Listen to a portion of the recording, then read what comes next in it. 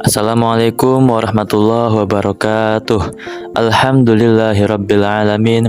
Wassalatu wassalam ala asyrafil anbiya wal mursalin wa ala alihi wa sahbihi ajmain. Amma ba'du. Selamat datang di video pembelajaran ini yang membahas tentang sejarah pertumbuhan, perkembangan fikih dan usul fikih. Video ini dibuat dengan tujuan untuk memberikan pengetahuan dan pemahaman yang lebih baik tentang topik tersebut. Saya harap video ini dapat membantu Anda untuk memahami topik yang akan dibahas dengan lebih baik. Saya juga mengharapkan adanya masukan dan saran dari Anda untuk membuat video ini lebih baik lagi ke depannya. Fikih adalah ilmu hukum Islam yang mencakup segala aspek kehidupan manusia, baik yang berkaitan dengan ibadah maupun muamalah. Sejarah fikih dimulai sejak zaman Rasulullah SAW dan para sahabatnya yang menjadi sumber utama pembentukan hukum Islam. Setelah masa Rasulullah, para sahabatnya yang paling tahu tentang ajaran Islam dan praktik Rasulullah menjadi sumber utama pembentukan fikih. Pada abad kedua dan ketiga Hijriyah, para ulama fikih mulai mengembangkan sistematisasi ilmu fikih yang kemudian terus berkembang hingga saat ini. Beberapa tokoh besar dalam sejarah fikih diantaranya Imam Abu Hanifah, Imam Malik, Imam Syafi'i, dan Imam Ahmad bin Hanbal. Pada masa pemerintahan Khalifah Umar bin Abdul Aziz pada abad ke-8 Masehi, terjadi pembaruan dalam penulisan kitab-kitab fikih yang lebih sistematis dan teratur. Beberapa konsep fikih seperti qiyas, istishan, dan ijma' juga mulai dikembangkan pada masa tersebut. Pada masa selanjutnya, ilmu fikih terus berkembang seiring dengan perubahan zaman dan kebutuhan umat Islam. Para ulama fikih terus mempengaruhi atau memperbarui dan mengembangkan ilmu fikih untuk menjawab permasalahan yang muncul dalam masyarakat. Hingga saat ini, ilmu fikih masih terus dikembangkan dan menjadi salah satu ilmu yang sangat penting dalam kehidupan umat Islam. Pembinaan hukum dalam era Mekah bersifat global yang hanya sedikit saja Al-Quran mengemukakan hukum-hukum secara detail. Adapun pembinaan hukum pada era Madinah, Al-Quran telah mengemukakan di dalam perincian hukum dibandingkan dengan Mekah, terlebih yang berhubungan dengan kebendaan. Oleh sebab itu, sebagian besar ayat-ayat yang dapat diistisbatkan hukumnya adalah Madaniyah, sedangkan ayat-ayat Makkiyah hanya menerangkan hukum yang memelihara akidah seperti haramnya sembelihan yang tidak sebut nama Allah di dalamnya. Nabi Muhammad SAW dengan hadis dan sunnahnya telah menjadikan posisi dirinya sebagai sumber hukum kedua setelah wahyu Al-Quran. Beliau sebagai penjelas, penafsir, dan pembuat hukum baru yang tidak terdapat dalam Al-Quran. Posisi ini telah digeledasikan wahyu dalam banyak ayat-ayat yang tercantum dalam Al-Quran. Dengan demikian, segala permasalahan agama yang timbul di kalangan sahabat cukup dengan jawaban yang arif dijawab beliau dengan landasan asbab an-nuzul, termaksud kemunculan hadis qudsi sebagai bagian dari jawaban kewahyuan.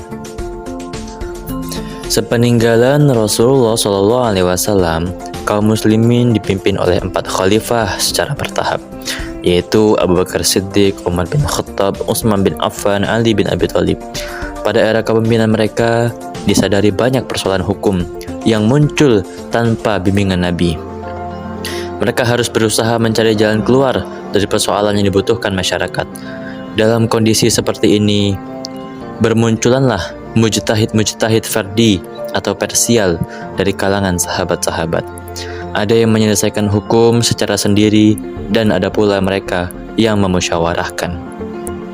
Sebagian sahabat yang menerima hadis dari Nabi dulu menjadikan hal itu sebagai istisbat hukum, sedangkan mereka yang tidak menerima hadis dengan sendirinya bertanya kepada sahabat yang lebih mengetahui hadis yang berkenaan dengan persoalan hukum yang dihadapi oleh masyarakat. Pada waktu yang bersamaan, para khalifah tidak memutuskan sendiri hukum, tapi bertanya terlebih dahulu kepada sahabat-sahabat yang lain.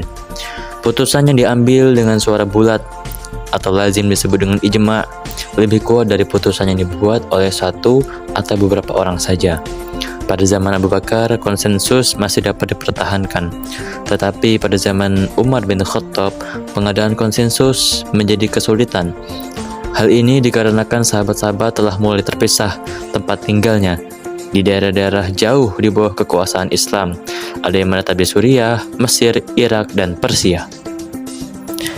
Setelah daerah Islam meluar keluar Jazirah Arab, yang memaksa mereka bergaul komunikasi dengan orang-orang asing, sehingga tidak mustahil banyak kata-kata dan ungkapan kalimat yang tidak berbahasa Arab.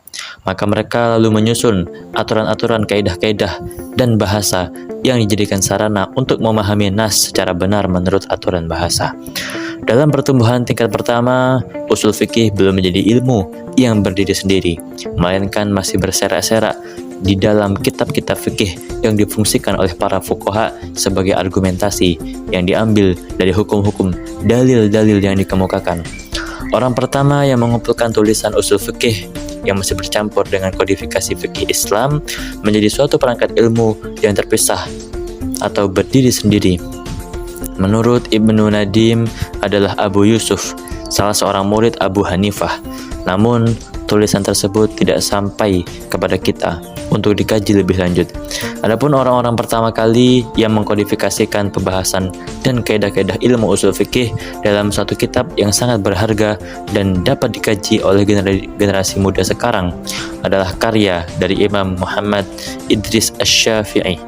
Karena beliau yang kemudian ditutur kembali oleh muridnya Ar-Rabi' al-Murad bernama Ar-Risalah. Di dalam bukunya ini beliau menguraikan Al-Quran, penjelasan sunnah terhadap Al-Quran, dan hal ijtihad qiyas, dan sebagaimana yang berhubungan dengan dasar-dasar beristinbat.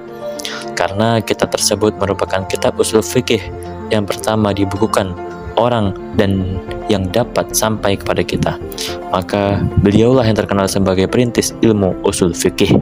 Demikianlah yang dapat kami sampaikan. Kurang lebihnya kami mohon maaf. Wallahul muwaffiq ila aqwamit thoriq. Wassalamualaikum warahmatullahi wabarakatuh.